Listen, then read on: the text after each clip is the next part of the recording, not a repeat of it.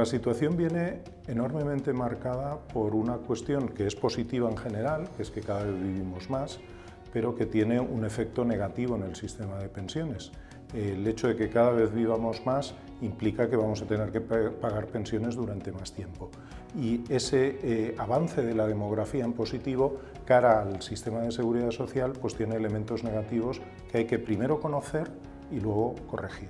Bueno, el ahorrador tiene varias posibilidades, pero lo primero y fundamental es que conozca la situación que existe y qué es lo que puede esperar del sistema de seguridad social.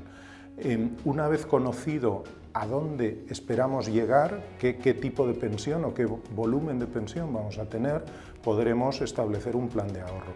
Por lo tanto, lo primero es conocer cuál es nuestra situación y lo segundo es tener las distintas posibilidades que existen, buscar cuáles son las que más se adecuan a nuestras posibilidades como ahorrador. Fundamentalmente yo creo que en el seno de las empresas se tiene que desarrollar sistemas complementarios de pensiones pactados entre la empresa y los trabajadores y luego además tiene que haber la posibilidad de una pata individual de ahorro complementario para que quien quiera y pueda lo pueda hacer también. Bueno, fundamentalmente en España tenemos un efecto que los economistas denominan crowding out, que es la expulsión de lo privado por lo público. Esa expulsión significa que nosotros en lo que llamamos tasa de reemplazo o tasa de sustitución, que es la pensión que cobramos con respecto al último salario, es muy alta, en promedio es del entorno del 80%. Entonces supone que mucha gente aparentemente no tiene necesidad de ahorrar para complementar esa pensión porque ya el propio nivel de la pensión es muy alto. Pero eso es una cuestión que encierra una falacia dentro, porque esa situación, por lo que antes comentábamos de la evolución demográfica, esa situación es imposible de mantener y las pensiones a largo plazo van a ir bajando con respecto al último salario. Por lo tanto, tenemos que encontrar los nichos adecuados y las fórmulas adecuadas para poder desarrollar el ahorro que nos permita tener un nivel de pensión digna en el momento de nuestro retiro y acorde a nuestras necesidades.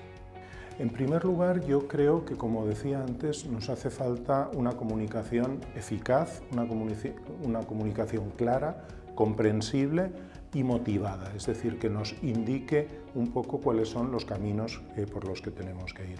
Dentro de eso, lo que nos podemos encontrar es seguramente la creación o el desarrollo de modelos, como se da en otros países, modelos mixtos, en los cuales la seguridad social pública, con el sistema de reparto que actualmente tenemos, tiene una proporción importante, por supuesto, de la pensión, pero luego hay otra proporción de esa pensión que se desarrolla en el seno de las empresas, en los acuerdos entre empresas y trabajadores, y luego hay otra parte que puede ser un ahorro individual.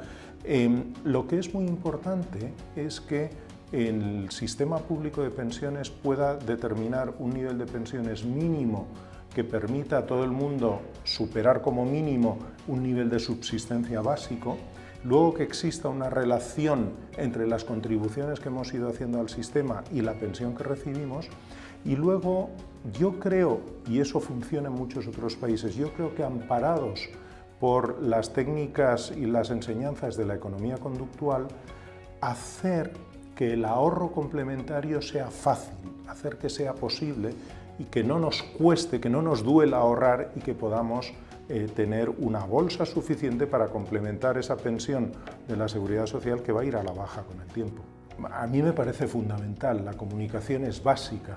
De hecho, dentro de la propia economía conductual, como decía, hay fundamentalmente dos enfoques, dos formas de hacerlo. Una es facilitar las cosas a la gente, sobre todo con opciones por defecto, etc. Y la otra es una adecuada comunicación, educación e información. Por lo tanto, la comunicación tiene que ser suficientemente clara. A todos lo que nos importa de verdad es saber cuánto vamos a cobrar de pensión. Por lo tanto, ese es un primer dato que tenemos que saber. Si las cosas siguen más o menos como lo estamos haciendo, ¿qué pensión vamos a tener? Ese es un primer dato que tenemos que tener y que nos tiene que ser comunicado con claridad. Y luego también la comunicación tiene que ayudarnos a entender que con determinado nivel de ahorro podemos llegar también a determinado nivel de pensión para que complemente lo anterior. Y yo creo que estamos muy carentes en España de una buena comunicación en todos estos temas, tanto desde el ámbito público como desde el ámbito privado. Bueno, pues yo creo que en primer lugar hay un mensaje al Estado, al propio Estado, que es: informe usted, por favor, con claridad, con precisión y de una forma comprensible de cuál es el nivel de pensión esperado que cada ciudadano puede tener. Ese es el primer punto.